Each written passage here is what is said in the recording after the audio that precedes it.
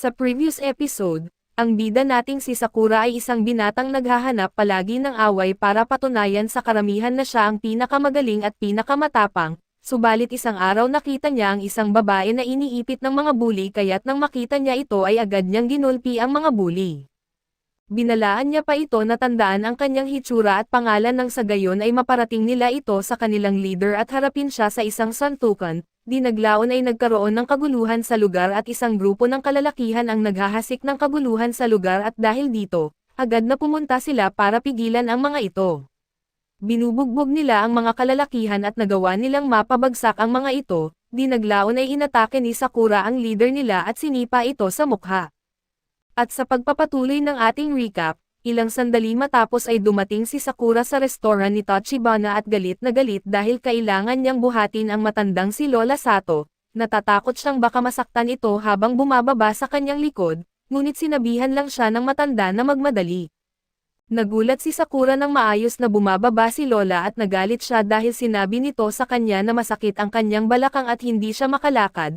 Pinasalamatan siya ng matanda subalit hindi pa rin alam ni Sakura kung paano haharapin ang ganitong uri ng kabaitan.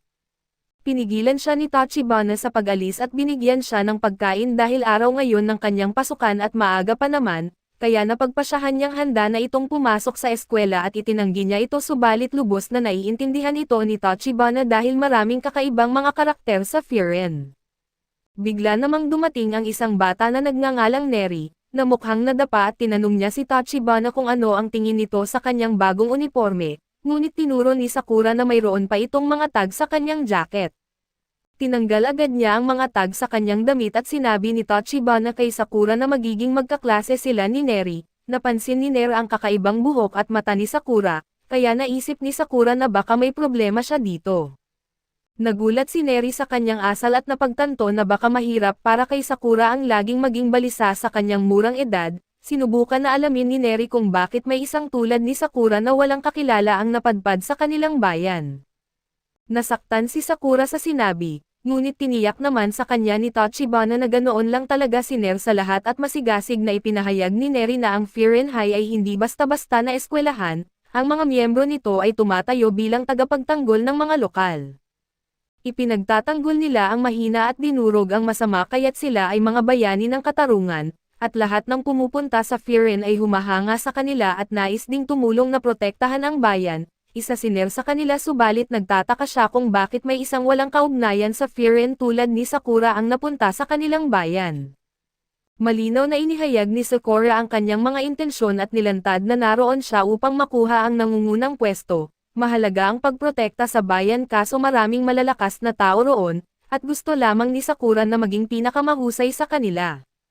Naging seryoso si Neri at sinabihan siya na huwag magsabi ng mga bagay na hindi niya magagawa at isa ito sa dahilan ng kanyang pagkakatakot. Gayunpaman ay baka makalbo si Sakura at sawa na si Sakura sa mga biro ni Neri kaya't hinamon niya ito sa isang laban subalit papalubog na ang araw. At kailangan nang umalis ni Neri dahil gusto pa niyang magpatrolya sa bayan ng 3 beses bago ang seremonya ng pasukan.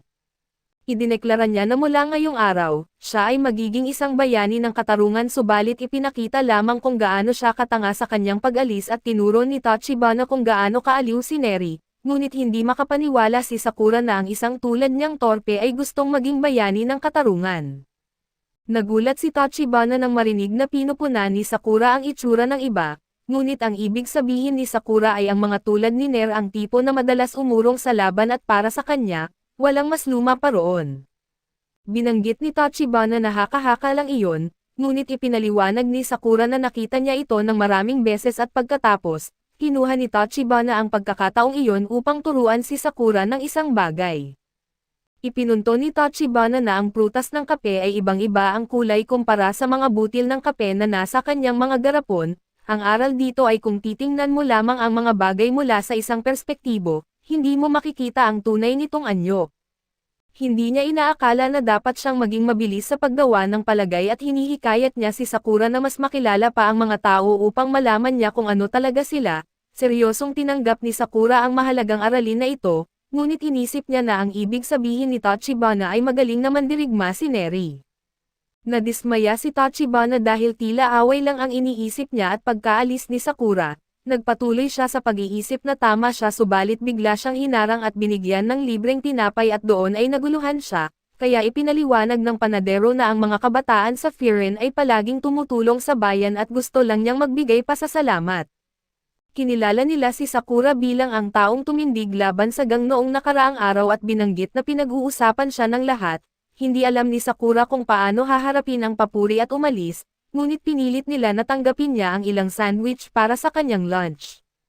Habang naglalakad si Sakura sa bayan, napansin niyang pareho ang pakiramdam ng ibang mga tao at di niya maintindihan kung ano ang nangyayari at nagtataka kung ano ang problema sa mga tao sa bayan na ito na sobrang bait sa isang katulad niya. Ngunit napagtanto lang ni Sakura na ipinapalagay lamang niya na ituturing siya ng masama ng mga tao. Biglang nagulat si Sakura nang may isang babae na humingi ng tulong sa kanya sa isang eskinita. Si Neri ay binugbog dahil pinigilan niya ang isang lalaki na abalahin ang isang babae. Tinuya lamang siya ng mga lalaki sa pag-iisip na kaya niyang protektahan ang bayan at sinabi na siya ang dapat protektahan. Sinubukan ni Neri na pabulaanan ito ngunit tuluyan siyang itinulak palayo at nagulat ang mga lalaki nang sabihin ni Neri na ang mga nagdudulot ng sakit o pagkasira sa bayan ay aayusin ng Firen.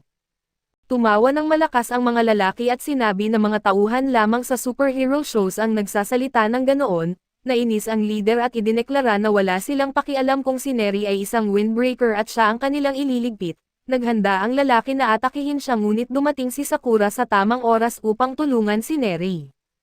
Nagulat si Neri at nagtaka kung bakit siya tinutulungan ni Sakura, ngunit hindi man lang siya pinansin ni Sakura at tumawa ang mga bully dahil naroon si Sakura upang iligtas ang kanyang kaibigan, ngunit nainsulto si Sakura dito at ipinahayag niya na hindi ito totoo at kinamumuhian niya lang ang mga mahihinang akala ay malakas sila. Sinabi ni Sakura na nasuka siya dito kaya't nagpa siya ang mga bully na ipakita kung ano ang kaya nilang gawin. Natakot si Neri para sa kanyang kaligtasan dahil sigurado siyang hindi kayang harapin ni Sakura ang mga ito mag-isa, ngunit wala siyang dapat ipag-alala dahil ilang segundo lang, lahat ng mga lalaki ay walang malay na.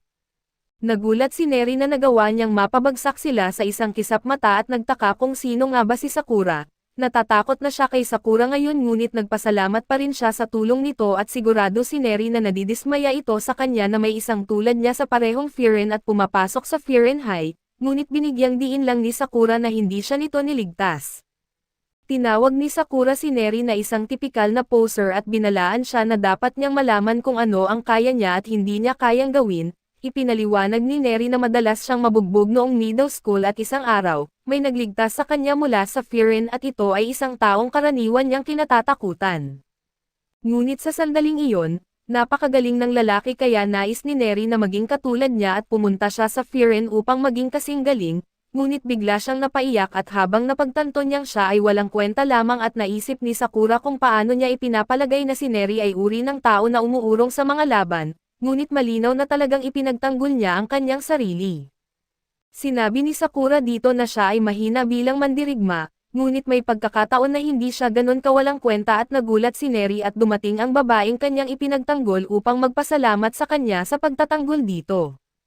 Nagpasalamat din siya kay Sakura kaso sinubukan niyang umalis doon, pinigilan siya ni Neri at muling binuksan ang kanyang maliit na libro at tinatanong si Sakura ng mga tanong tungkol sa kanyang taas, timbang, tipo ng dugo at mga libangan. Nabaliw ang bata sa pag-aanalisa kay Sakura at pagkuha ng mga tala tungkol sa kanya, pinigilan siya ni Sakura kaya ipinaliwanag ni Neri na gusto niya lang mangalap ng datos tungkol sa mga lalaking gusto niya at iniisip niyang cool. Sinabi lang niya sa kanya na gawin niya kung ano ang gusto niya, kaya't itinuring ito ni Neri bilang paanyaya na obserbahan si Sakura ng malapitan at personal. Nag-alok siya na ipakita sa kanya ang paligid at ipinahayag na habang hindi siya makatulong sa laban, siya ang pinakamahusay na gabay pagdating sa bayan at sa mga taong naninirahan doon. Nagulat si Sakura nang ideklara ni Neri na maaari niyang gabayan ito hanggang sa taas, ilang sandali lang ang lumipas ay kinailangan hikayatin ni Neri si Sakura na umalis na sila, subalit abala siya sa pagkain dahil talagang nagugutom siya pagkatapos ng laban. Namangha si Sakura sa sarap ng tinapay at nahuli rin si Neri sa sarap nito, ngunit napagtanto nilang kailangan nilang magmadali at pumunta sa eskwelahan at sa huli, nakarating din sila roon at nasabik si Sakura dahil marami siyang makikilalang mga tao katulad ng mga nakilala niya noon. Natagpuan ni Neri ang class roster kung saan natuwa siyang malaman na sila ni Sakura ay magkaklase, Namangha si Neri sa lahat at siya ay nabigla sa isang pangalan sa listahan, ngunit napansin ni Sakura na tila nawalan siya ng lakas. Nakabawi naman si Neri at sinubukan niyang himukin si Sakura na maging magiliw sa lahat ng kanilang mga kaklase at hinihikayat siyang ngumiti sa kanila. Inisip niya na nagbibiro lang si Neri subalit ipinunto nito na ang mga miyembro ng Frieren ay nagtipon-tipon upang protektahan ang bayan. Hindi taga roon si Sakura kaya tiyak na hindi magugustuhan ng iba iyon at tatanungin siya kung bakit siya pumunta sa Frieren. Sa palagay ni Neri ay mahalaga na ipakita na si Sakura ay hindi mapanganib at hindi kaaway ng Frieren. Hindi talaga nakikinig si Sakura habang siya ay nag-iinit. Nagtataka si Neri kung bakit at nagulat siya nang sabihin ni Sakura na naghahanda lang siya para sa anumang maaaring mangyari. Nadismaya siya dahil hindi siya pinakinggan at binigyang diin na bilang isang tagalabas. Kahit na ang pinakamaliit na maling pagkakaunawaan ay maaaring maging dahilan upang labanan siya ng buong eskwelahan. Hindi talaga inaalala ni Sakura kung magalit man sa kanya ang lahat, pinapaalala niya kay Neri na naroon siya upang lumaban para makarating sa tuktok at doon ay pumasok si Sakura sa klase, at nagulat siya nang maging halata na nakatingin sa kanya ang lahat at ang klase ay puno ng mga estudyanteng mukhang matitigas, ngunit hindi hihilingin ni Sakura ng mas higit pa. Isang estudyante ang nakakilala kay Sakura kaso agad niyang itinaas ang kanyang depensa, humingi ng paumanhin si Neri para sa kanya at agad na nakilala ang estudyanteng ito mula sa kanyang libro. Gayunpaman, sinabi ng bata na siya si Leonardo DiCaprio at naniwala muna si Sakura sa simula at walang ideya si Neri na ang seryosong mukhang lalaki ay maaaring isang biro lang. Alam ni Neri na ang totoong pangalan niya ay iba at sinasabi ng bata na ang kanyang eye patch ay nagtatakip sa isang sinaunang espiritong Chino sa kanyang kanang mata. Kaya nawala ng pasensya si Sakura nang napagtanto niyang puro salita lang ang bata, ngunit seryoso pa rin itong lumapit kay Sakura at lumala ang sandali habang natatakot si Neri na ang mga tao mula sa labas ng bayan ay itinuturing talagang kakaiba. Naghahanda si Sakura para sa laban at natatakot si Neri na baka walang paraan para pigilan ito. Ngunit nagulat siya nang tapikin lamang siya ni So sa likod at purihin siya sa pagiging bida sa rambulan sa Main Street na naganap noong nakaraang araw. Nagtataka ang ibang estudyante kung ano ang ibig sabihin niya, kaya ipinaliwanag ni So na bago dumating si Heregi sa rambulan ay si Sakura ang unang nagprotekta sa bayan. Hindi alam ni Neri ito at nagsimulang magtipon ang ibang estudyante sa paligid ni Sakura. May mga usap-usapan tungkol sa isang hindi kilalang estudyante na gamit ang kanilang uniforme, at natutuwa sila na may isang tao na tumulong ng maayos sa bayan at medyo masyado silang malapit para sa kaginhawaan, ngunit natukoy ni Neri na mas mabuti ito kaysa sa magalit sila kay Sakura.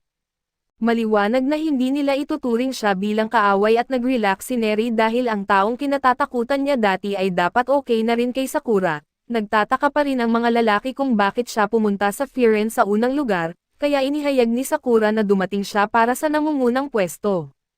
Nagulat silang lahat kaya't sinubukan ni Neri na ipaliwanag na hindi naroon si Sakura para pabagsakin sila at bugbugin. Sinabi ni Sakura na iyon nga ang balak niya subalit binanggit ng kanyang bagong kaibigan na hayaan siyang hawakan ito. Biglang may nagtapon ng mesa at isang nakakatakot na estudyante ang lumitaw. Nasabik ang mukha ni Sakura ngunit nagmamakaawa si Neri sa kanya na huwag labanan ang tao na ito. Siya ang pinakadelikadong lalaki sa kanilang klase at maaaring sa buong eskwelahan. Ang pangalan niya ay Kotaro, at idineklara ni Sakura na mas gusto niyang makipaglaban sa mga mad dogs tulad niya kaya't sinabi ni Kotaro na dudurugin niya si Sakura. Nagtapon si Kotaro ng malakas na suntok ngunit nagulat si Neri nang napagtanto niyang agad siyang inilipat ni So palayo. Iniwasan din ito ni Sakura at pinuri si Kotaro bilang tipo ng taong inaasahan niyang makita sa Frieren. Lalong nagalit si Kotaro kaso ito talaga ang inaasahan ni Sakura. Kaso dito muna matatapos ang recap natin sa bagong anime na ito. Antabayanan po ninyo sa susunod na linggo ang bago nitong episode.